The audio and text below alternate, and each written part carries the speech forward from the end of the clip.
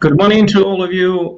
Thanks to join this new 8th Tech Talk by Comunicare Digitale, looking for the 17th edition of European Digital Forum in Lucca. I remember the date, 19 and 20 of November. We have communicated that the event will be in digital version due to the critical situation just around Europe. So today we will welcome a very interesting tech talk regarding new frontier of video quality, and 4K is an amazing topic with amazing speakers and panelists, and I'm more than sure that it will be a very great tech talk. You see a lot of people, very great experience, amazing companies, different locations. So it seems like the avatar of Tech Talk. I mean, in my opinion, I'm very proud to welcome a very young and professional colleague journalist, Jonathan Easton from Digital TV Europe. Thank you so much to join the Tech Talk, Jonathan. It's a very great pleasure to welcome you. Thank you very much, and thank you for having me. Looking forward to chatting with you for the next hour or so on the topic of, as you say, video quality and 4K. So over the next hours you've introduced, I'll be chatting with a veritable rogues gallery of experts from both the production and technical sides of the industry about all things HD, 4K and beyond. So without further ado, and because I can't do them all justice myself, can I ask each of our panelists to briefly introduce themselves? So starting with, shall we say, Emily and Media Pro. Hi, first of all, thank you everybody for this invitation. I am the responsible of the technology in the Media Pro group based in Barcelona. And where we are responsible as a company of different service in TV production, as La Liga or Ligue 1 in France. We are specialized in football production, and probably we are convinced that Media Pro is the company who produces more football matches in the world. Last week we produced it only in one match day 175 football matches in a few time, and we try to introduce new technologies every year to try to help on the value of the products we are producing. Yeah, hi, my name is Cristiano Benz. I work for Eutelsat, the satellite operator based in Paris. Well, as you know, most of the traffic that we carry on our satellite is video. Most of the content is today the good, very old standard definition video, and something like 20% high definition channels. UHD is starting to grow very slowly. We start having present of UHD channels on our satellite, and so we are here today to talk to you about the view from the sky. Unfortunately, I cannot show you a very sunny background as Emily used to do. We are in a very cloudy Paris today, but that's life. Hi everybody, my name's Peter Sykes. I work for Sony Professional Solutions Europe. I'm the Strategic Technology Development Manager, and at Sony we provide tools, services and solutions for media and entertainment companies to make great content. And we've been working in 4K, ultra high definition and high dynamic range now for many years across many different types of program genre. Hello, my name is John-Louis Diascorn, and well, welcome everyone, and I hope you are all having a good day. I'm the Senior Product Manager at Harmonic. Harmonic, you may know, is the world leader in video delivery solution, and a product manager for a flagship encoder, and also the product manager for codec applications which span all deployment that we have. And codec means compression and processing, video processing, including 4K, HDR, and also have a particular activity or leading the use of artificial intelligence in video compression. Oh, hi. So my name is Ben Schwartz. I've been in the video space just over 20 years. I did R&D work for France Telecom, which became Orange, which launched one of the world's first ever IPTV solutions. I've been working as a consultant in the space since then. I joined the Ultra HD Forum just at its creation just over 5 years ago, where I chair up communications, because that's my other hobby horse, is comms. And I'm here to represent the forum. Hello, hi, I'm Marco Porro. I'm the CEO of Leading Technologies in Italy. I'm basically a newcomer in the video world, and compared to all my colleagues here. Leading Technologies is a 42 years old company that works into the technological market, distributing particularly audio brand in the past, and now evolving into a kind of 360 degrees solutions. And we just started an interesting partnership with Sony and with some new and other video companies.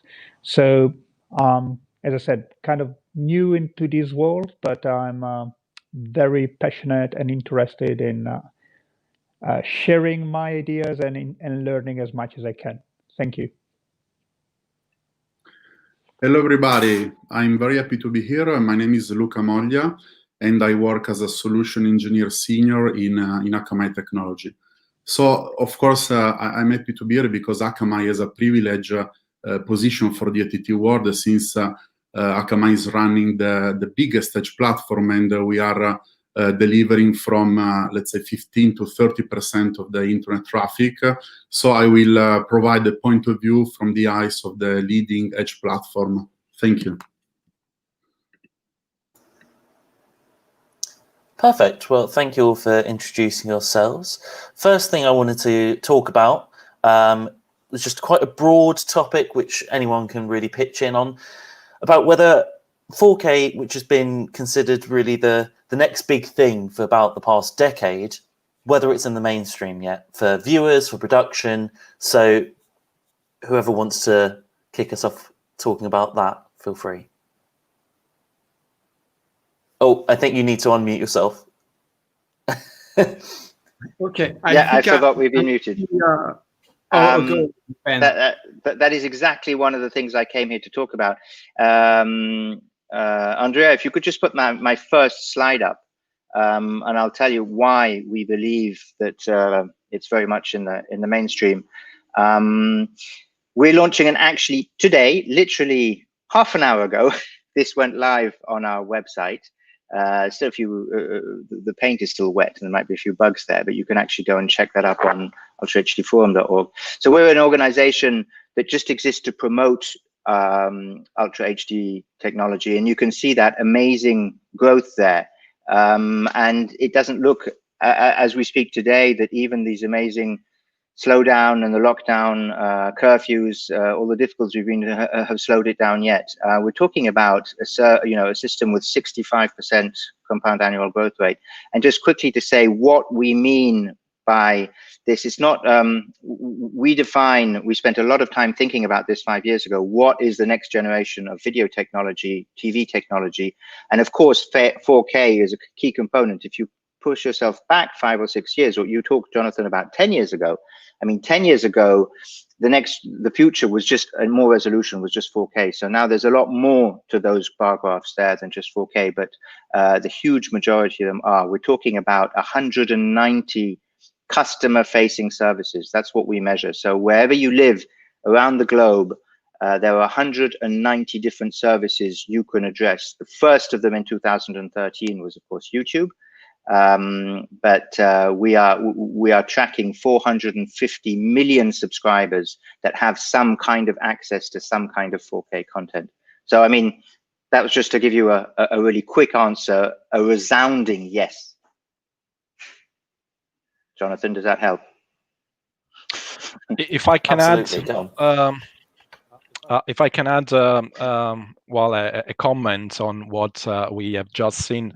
I believe, of course, that your question has requires a kind of a multifaceted response. There are different, very different elements in the value chain of UHD that are, of course, to be addressed, and they need to be considered in before we can probably really state whether UHD is a success or not. Well, definitely, as probably even Peter will be able to address, production-wise and display-wise, the ecosystem is absolutely 100% ready. In terms of content, more and more content is produced in 4K, so we start having an ecosystem of assets that are 4K and even 8K ready. As long as the satellite and the broadcasting, live broadcasting, linear broadcasting channels are concerned, which are the main business of Eutelsat, we have to say that we see, as it was to be 15 years ago for high definition deployment, a slow takeoff, which is probably due to the fact that it's likely due, and it's evidently due to the fact that, well, first of all, it is extremely challenging and hardly monetizable for a broadcaster to monetize and to create additional revenues out of exploitation of Ultra HD content. And at the same time, there are typical vertical platforms which are facing the challenge to implement and adapt their transmission chain, for instance, updating the set-top boxes before being capable to deploy massively Ultra HD services. So that's another facet which is has to be considered, I believe. Can I just ask something to the panel from my point of view? Listening to what has just been said, I believe that's my opinion from, let's say, the kind of user point of view. I believe that today what we are seeing that is traditional broadcasters or semi-traditional broadcaster are kind of suffering this transition, meaning that, as has been just said, production-wise, it's still difficult to see a full production in 4K or Ultra HD. But they're facing a lot of other contents around that are streamed or available everywhere else in the, let's say, in the online world, where you can find 4K or Ultra HD formats and contents in a lot of different places. So I think the problem to me looks like is more for the traditional channels or broadcasters that are probably have a problem of return of investment in producing in 4K or UHD, while the rest of the world is basically moving forward. I think what's happening is a combination of many things. We talk about UHD, but at the same time, there are revolutions everywhere. In the studio, 2110 is there. There is more use of the cloud, and some people might not be sure. In fact, it provides a lot of opportunity for everyone to broadcast new material and make it easier to broadcast or to distribute. But it creates a sort of uneasiness that's normal, and that it's going to dissipate while people realize.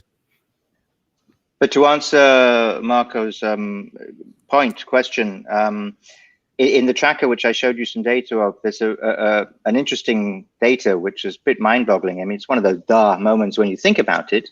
But I said we track about 450 million subscribers which are exposed to some kind of UHD service. The services that those 400 million are exposed to, well over 3/4 of them are linear traditional broadcast services. Actually, it's about 80%. So you take 450 million people, all the services, 80% of the services that they get access to are traditional broadcast linear. Then if you look at it the other way around and you say, okay, out of those 450 million subscribers, what kind of service is actually being consumed?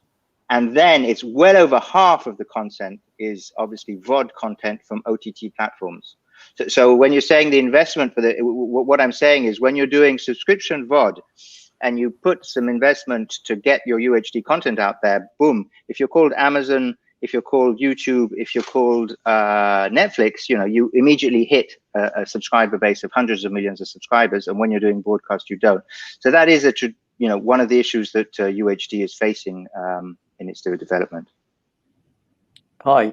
So can you put up my first slide? And I've got some other interesting kind of independent research.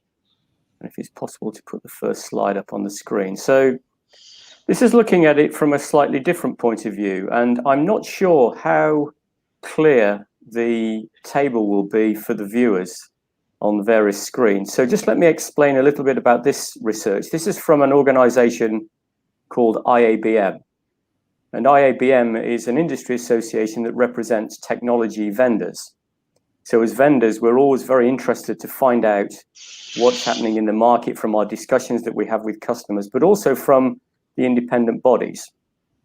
Now, IABM have been tracking over a number of years the important priorities for tech roadmaps for media and entertainment companies. And the most recent report was published just a few weeks ago in September.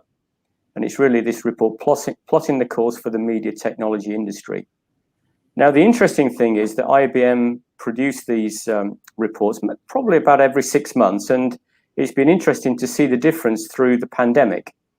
And if we look at the top, let's say 3 or 4 important priorities, cloud and virtualization and remote production are right at the top, which you would probably expect as we move through the pandemic and organizations are remoting their workforces and they're having to connect their creative teams to infrastructure and production tools that are very much remote. OTT and streaming is also very close to the top because, as we know, during the pandemic, the consumption of those services has really increased quite significantly.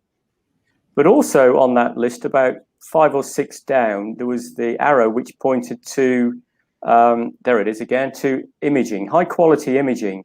So it's looking at ultra high definition, high dynamic range, high frame rate, 4K, 8K, etc. And that's still very important for a lot of media and entertainment companies. And that's why it's quite high up in that list of technical priorities for technical roadmaps. Now, it's true to say that over the past few months, that priority for the immersive content has slightly dropped as cloud and virtualization and remote have naturally risen up that list. But that gives a little bit of a different kind of view from the research from an industry association on technical priorities. So you can see that to echo Ben's comments, 4K, HDR, ultra high definition is still very much on that, as a priority for many media and entertainment customers, production companies, etc. around the world. On that topic, I wanted to revert over to Media Pro because it's really interesting what you guys do in terms of all of the live production for sports. I believe you've got some slides if you want to talk us through how all of that goes in a typical world, where we don't have a pandemic to deal with and people being off site and everything. Yeah, well, before one of these slides, I think we need to help the traditional broadcasters and the new OTT platforms to go to the UHD concept.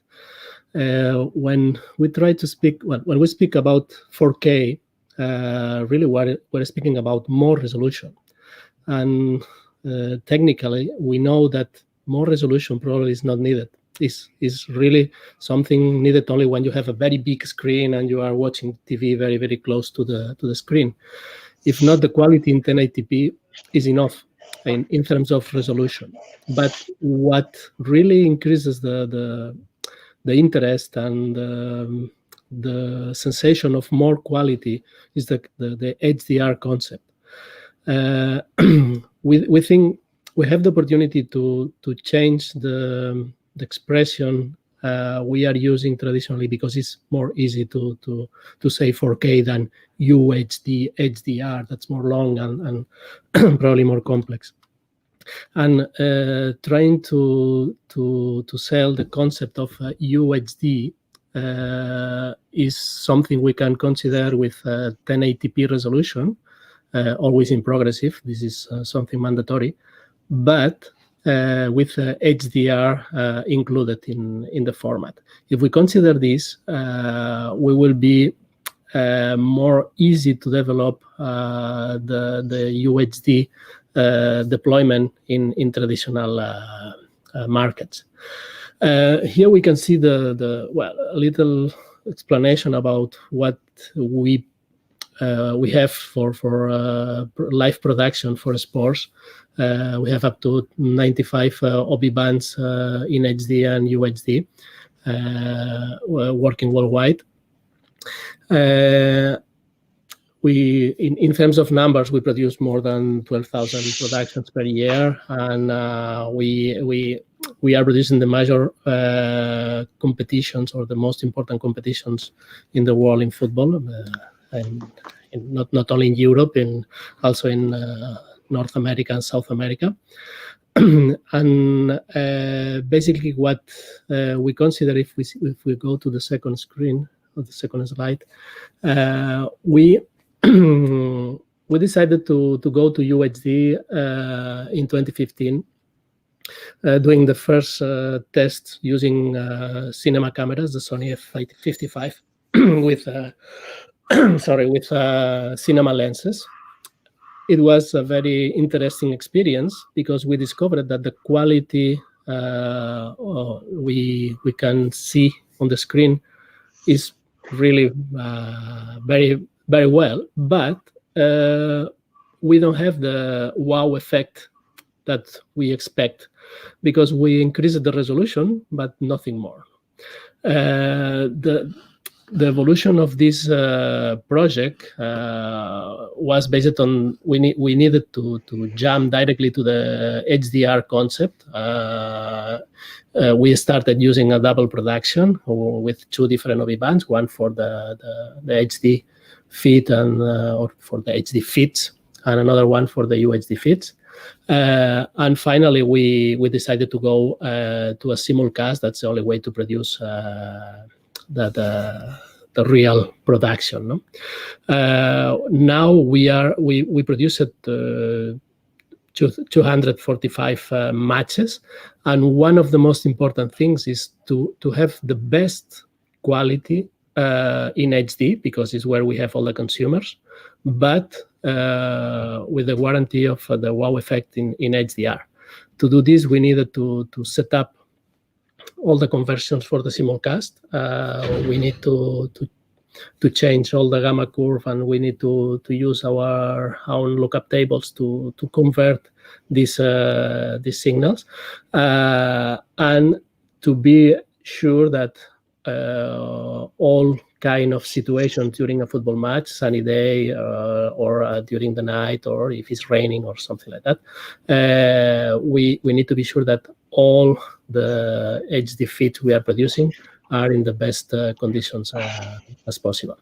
This, in our experience, this is well accepted in the market. We are producing 4 matches per match day, 2 in Spain and 2 in France. But we know there is some challenges to solve at home when we are watching TV at home. For example, using Samsung smart TVs, the HD feed or the HD signal we are receiving has a lot of brightness in the setup of the standard setup of the Samsungs, and when you can zap to an HDR feed, the HDR setup is more controlled by the broadcaster or by the player, and you can see more lightness in the HD than in the UHD HDR. And because the setup of these Samsung smart TVs are not following the HD rules, they set up to be more powerful TV compared to the concurrence. No? Jonathan, can I just add to provide the point of view of Akamai, because of course, thanks Emily, because all this information are very interesting, and as you said, of course, a lot of focus is on the TV, because I would really start from the end, as the need of 4K is mainly driven by the sales of smart TV and connected devices, and of course, most of the big screen sold today are 4K, so really the consumers have in their homes all the, let's say, 4K capable devices. And really, if we look at some numbers, if we group smart TVs, connected TV devices like Roku, Chromecast, Apple TV, and also the gaming console, these three groups account 74% of the total online views. This is from the Conviva 2020 Q2 reports. So of course, this means that the big screen are dominating really the industries, and of course there have been a lot of investment from the giants in producing 4K content, but also now for let's say player in the production of content. So I would say that this would be really interesting to see how the workflow is really powering 4K content, and of course the most important point maybe is the connected TV and the interaction that they have with the Edge platform. Yeah, can I jump in for a sec? Just to say, to link those 2 points and what Emily was showing with TV issues, if you could just show that third slide I sent you. So this is something we haven't published. I'm head of communications of the Ultra HD Forum, and I've held back on making a press release. So we're just talking within the industry about this. We will make a big announcement when we're ready, but we're working on something to directly address your issue, Emily. And that, so I don't know if you're aware, there's another organization called the UHD Alliance. They've come out with a format called director's mode. And the idea is that when a filmmaker makes a film and they have all these artistic intent, they want to take that intent all the way down to the TV, so that when you launch your Blu-ray or whatever, this is for on-demand content, you can press, okay, I want the director's intent, and it sets all your TV settings. So we're working on the same thing for you guys. We call it, at the moment, the working name is called broadcaster mode. I don't know if you can get that slide up. Broadcaster mode. So as I say, this is not official. This hasn't been announced, but it's what we're working on within the Ultra HD Forum. And so there's already been a dozen meetings already. We picked, I don't know, but let's call it low hanging fruit, but the main problems, and one of the issues is transferring from SDR and HDR back and forwards, and of course the brightness issue. So we're working on how to use various metadata that can go across the content through the workflow, and of course we're working for broadcasters for live, and how we can do it. And the idea, I mean, we're only thinking about this. I'm not sure what'll happen in the end, but perhaps when you start watching a football match produced by MediaPro, you'll have the option, I'm a power user, I want to set my TV how I like it, or no, I'd like, you know, the broadcaster who I'm watching this through to recommend the right settings, and you press, okay, I want broadcaster mode, and boom, you get what was intended to be. So that is work in progress, and this is a call out to the industry. Any of you out there who are interested in this, come and have a look at the website. It would be ideally if you could join us, but just help us with that, even if you can't join us. If I can jump in, Jonathan, if you can show that since we're talking about conversion and sports. And first, I'll answer. There was a viewer question: when will we have a combination of 4K HDR and HF4? HF4 being a high frame rate, and in fact, for sure, this is a trend that's going to happen. But right now, 4K delivery most of the time is already what I could consider higher frame rate, because it's P50 or P60 in the US, where most of the HD distribution today is 1080i 25 or 1080i 30. So delivering 4K in HDR P50 is already a combination of all those modes. And And now we have a very interesting use case with the French Open of this year, 2020, which just ended last week. And we had a distribution of 4K and HDR. And what's really interesting is the first year of white HDR distribution. It's a 2160p HLG production, but then there is a distribution in several formats. Can you jump to the next slide, please? And here you see with this HLG 2160 production, then depending on the content delivery or the receivers, there is the need to deliver in many formats, HLG, HDR10, and even SDR, of course. And so there's a step of conversion that is needed. And to link to what Ben Schwartz was saying, of course, all those conversions need to be well done. And so when it's done in the production facility or the head end, there is some control. But then at the end user, if it's done in the display, then if it's a control with the mean at the broadcaster mode, this can also help so that everybody has a very nice picture. And to add to that, there was also a couple of years ago, the European Broadcasting Union, as we're talking about high frame rate and 50 frames per second being the landing point for lots of companies that are improving their services. The European Broadcasting Union also ran a project where they evaluated a complete end-to-end 4K Ultra HD signal path at 100 frames per second. And they invited, I think it was somewhere around 20 vendor manufacturers to participate in that event at a very prestigious athletics tournament that was happening in Berlin in the middle of a huge heat wave. So the temperatures were reaching about 40 degrees. And I think the EBU published a paper that they submitted to in one of the industry conferences to really talk about their learnings from that experience. And there were a lot of learnings. Actually, this is not the slide at all. So if we can just cut away from that, this is a completely different subject, really. So Sony participated. We provided cameras and production switcher and lots of the ancillary servers, etc., on our HDR converters for that test. And I think if you're very, very interested in that higher frame rate, if you do look online and search, you probably will find that EBU paper.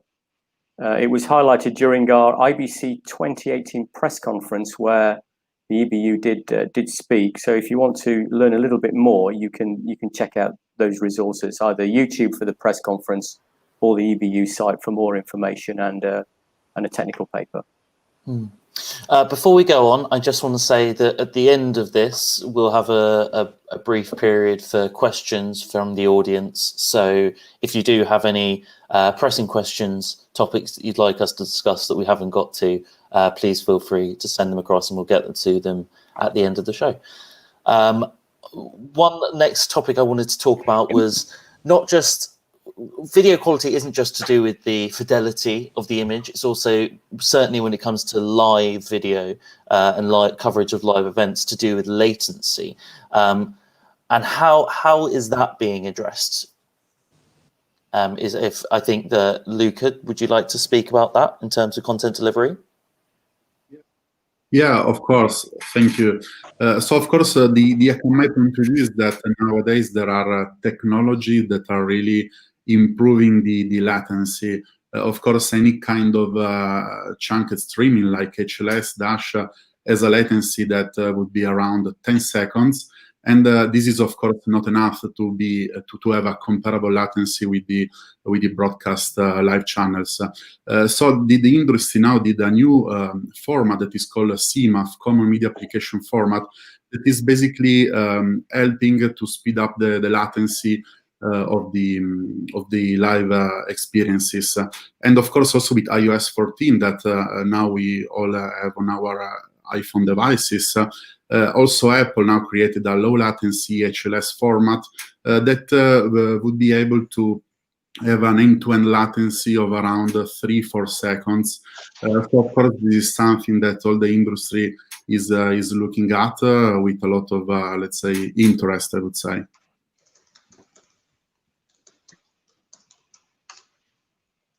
Anybody else like to talk about latency or any other? Yeah, well, if I could just, so I'll just take my Ultra HD Forum hat off, because the Ultra HD Forum doesn't particularly have a strong point of view, but I personally do. I've worked a lot on the subject.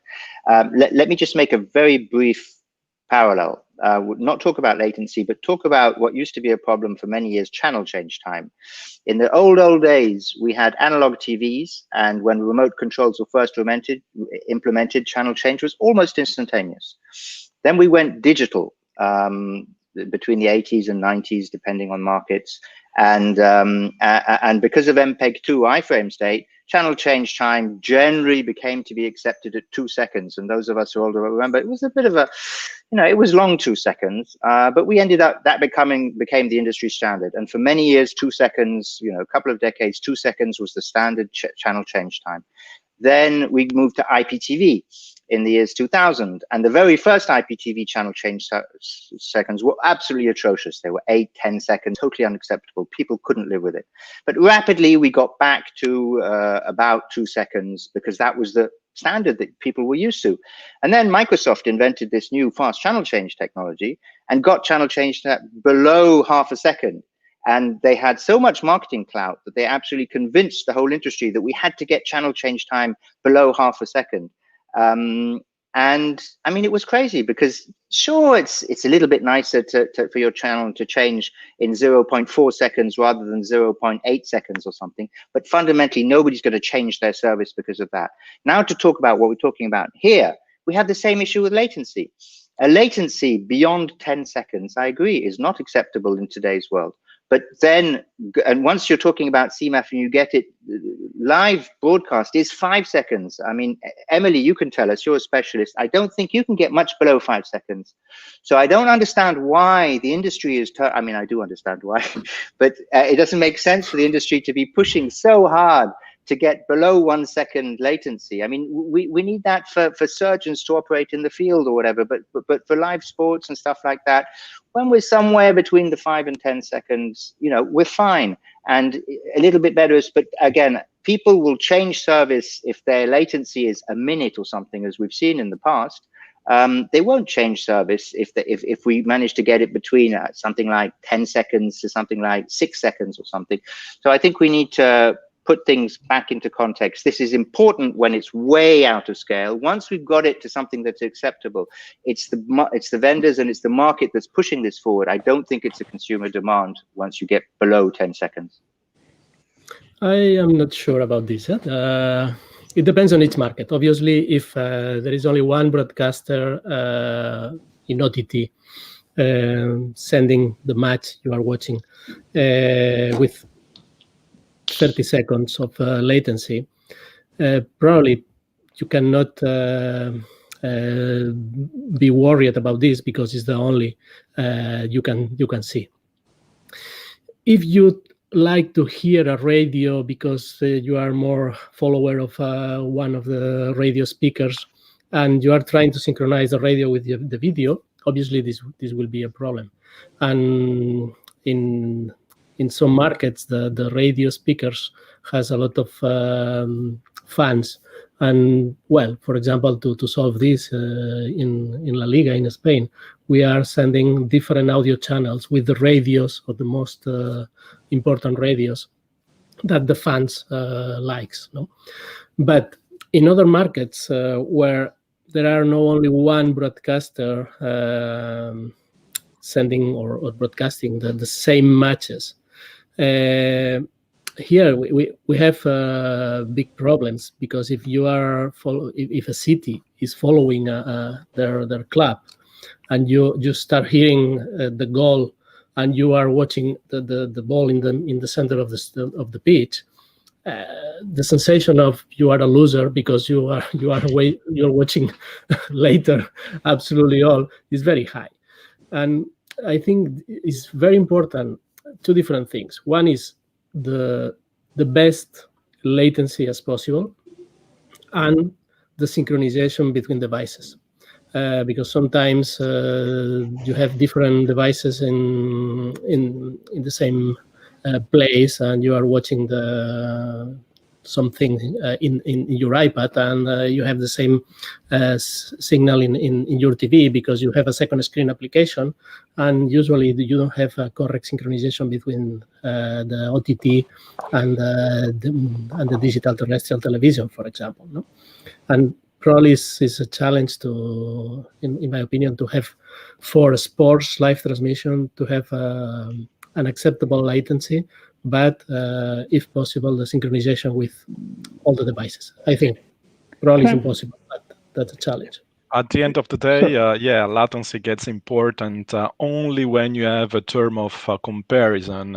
Unless you leave, 10 seconds, 15 seconds, a minute of latency can work if you don't have any other term of comparison that let you understand that you are actually experiencing a latency. Unless you live in front of the stadium and hear the supporter shouting and you get your goal on the screen just a few seconds later.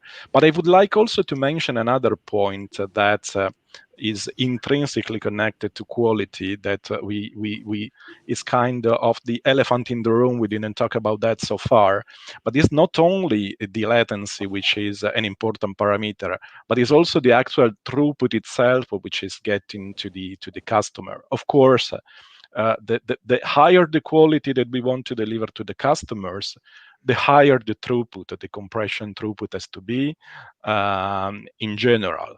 So there are some delivery mechanisms that, of course, have to sacrifice the throughput itself and to adapt the throughput, the adaptive bitrate streaming at the end of the day is something that at the end of the day has to cope with temporary bottlenecks on the last miles delivered to the user, and can have an impact on the quality which is actually reaching the user. The Ultra HD signal can be downscaled to HD, downscaled to SD if there is no sufficient throughput. That's another element that has to be considered as well for the overall balance of quality. Yes. So if I can add on the quality itself, can you please show the last slide, slide number 4? So at Harmonic, we see what you explained, that we deliver a system all over in the world, and there are some markets that don't care about latency, and there are some markets which care a lot about latency. And yes, it's when there are comparisons between providers, you want to be the fastest. And so we at Harmony take care of this a lot on our contribution encoders from a production side to another production side, and also on the on distribution. And all this, we could have a very short latency, but very high bandwidth or low quality. So it's a good balance, and we're putting a lot of effort into latency and quality. So for great UHD delivery, we also are using content-aware encoding, which is going to look at the picture carefully and make the right decision. I have a video, if you can please launch the video. iCUE, our new video optimization solution. Working in tandem with our Harmonic Pure Compression Engine, iCUE software leverages the function of the human visual system to provide an amazing viewing experience on any device while cutting bandwidth usage in half. Our innovative technology employs automated quality awareness to fully measure video quality in real time. In-loop artificial intelligence then directs iCUE to focus bits where and when they matter most for the viewer, and reduce bits where they matter less. In this way, IQ uses only the bits needed to hit quality targets, which results in bandwidth savings of up to 50% and lower storage costs. Meanwhile, your customers get a better viewing experience, are much less prone to buffering and overages on their data plan, and even extend the battery life on their phone. Happier viewers will spend more time watching, and those additional eyeball minutes improve your ability to monetize content. Pristine video, reduced bandwidth, higher profits. That's smart. That's IQ.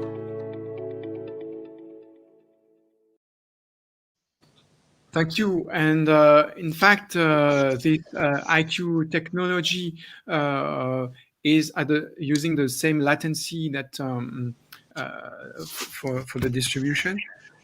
And what's also important in the great UHD distribution is the production of the delivery of HDR. And a lot of content today is not HDR. So we're providing SDR to HDR conversion that is done in the headend so that it provides the good quality at the receiving end, no matter what display you have. And all those technologies, improvements, delivering great UHD and harmonic, we make them available as a service in the cloud or on premise. I don't know if I can add a couple of minutes, and I just wanted to add it or drop a different perspective on the whole thing we've been talking about. So we've been talking about a lot of technologies, and very interesting, and for me, very informative as well. But we always take in the perspective of probably the big broadcaster and organizations. And yeah, perfect. I don't know, it's reading my mind, but exactly what I wanted to show. I just put it, I take it from a different perspective. Up to, let's say, yesterday, high technology was in the hands of the big guys. So if you wanted to produce high quality content, you needed to have the money to invest. You needed to buy products, technology, and produce it and being able to distribute it. Today, as we can see in some of the picture, you can produce very high quality content from wherever you are. You can sit in the open, you can sit in a bar. If you have access to the online, you can access a lot of services online that will help you to create very high quality content. And of course, even you can leave it, to be honest, you can leave it to number 2 because it's a summary of all. And you can, then the people that are enjoying the content are no longer, or most of the time, no longer sitting in their sitting room with a big screen and a big audio system, but they will enjoy it from any mobile device most of the time, at least the young generation. And I have to say, even those those devices, those mobile devices have a very good quality video. So if I take a look from the new situation, and probably for the moment, I take aside sports events and the big blockbusters, I would say that most of the content can be now created remotely by even some private guys that wants to share it with the world. And they can use, as I said, online services that you have today to produce, manage, archive, and distribute. And so basically what I'm dropping here on the table, and probably there's not time to talk about it today, but maybe in a future thing, is, okay, we're still talking about the big guys, and of course it's important, it's big chunk of the market. But I think what we are seeing that in today and probably in the next future, we're going to see a lot more content and high quality content coming from all different areas, all different kind of application, all different direction. And one thing that is important is that this content will be shared and will probably get higher number than probably most of the broadcasters do today. So I think we need to, probably soon we'll need to address other challenges for the big guys, because with a low investment now, people with creativity can create probably better content than most of the time you see on TV. It's just a different perspective for you to think about.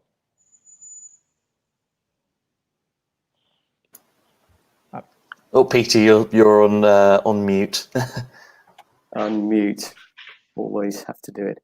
Yeah, I think that's a very valid point. And if you have access to my second slide, maybe I can just elaborate on that point a little bit, because I think this is also summarizing the situation that in the production space, there are very many different requirements depending upon the type of content that's being created. So if we look towards the left side of this slide, we have events that are live.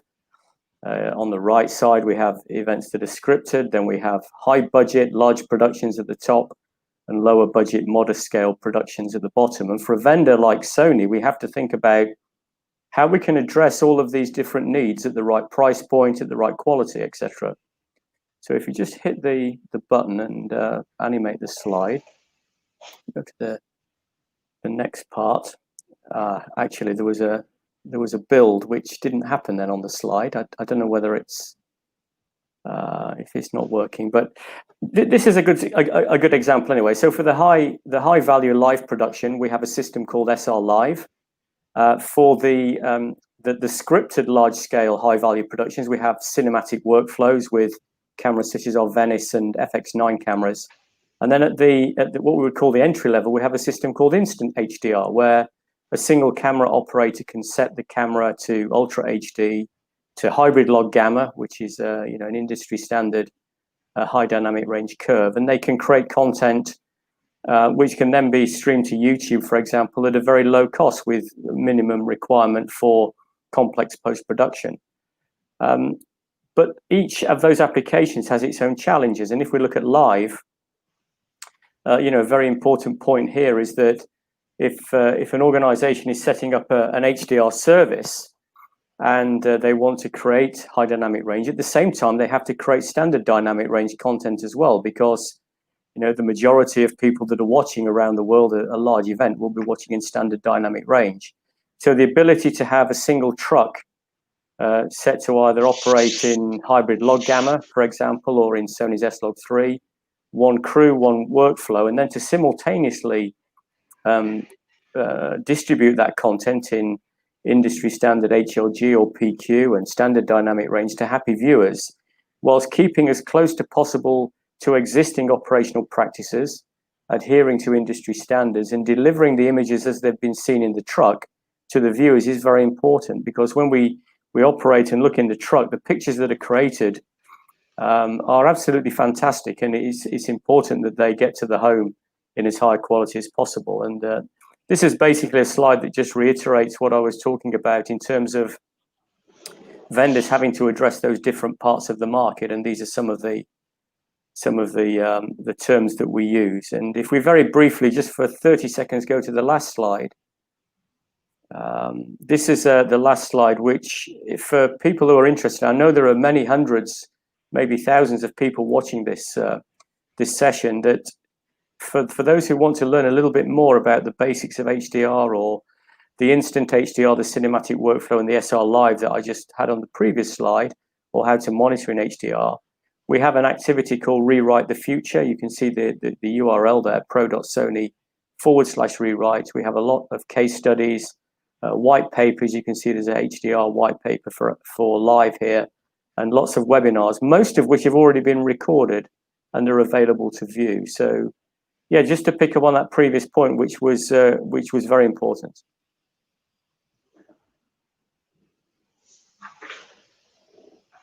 The last thing that I briefly wanted to touch on is the fact that we've talked primarily today about today and the near future, but I wanted to briefly touch on where things are going in the next 5-10 years. We're starting to see the emergence of 8K sets, TV sets, although they are very expensive, and in the next couple of weeks, they will be the release of the new Sony and Microsoft games consoles, which promise to future-proof themselves with 8K. But it seems from the discussion we've had today that 8K isn't so much of a focus as HDR is. Why do you think that is? Is it just a case of the 8K not really being really usable for most people because they're going to have a TV set which is, 100 inches? Can I say my personal opinion? It's, well, technically, we don't need more resolution than 4K. That's physically a concept that we can justify in all the cases. The vision of the people that doesn't need glasses, or even though with glasses, has some limitations. And for the traditional broadcast production, we do not need more resolution. We can increase the number of frames per second. We can increase the contrast ratio. This will be more realistic when we will watch the programs, but no, we don't need more resolution.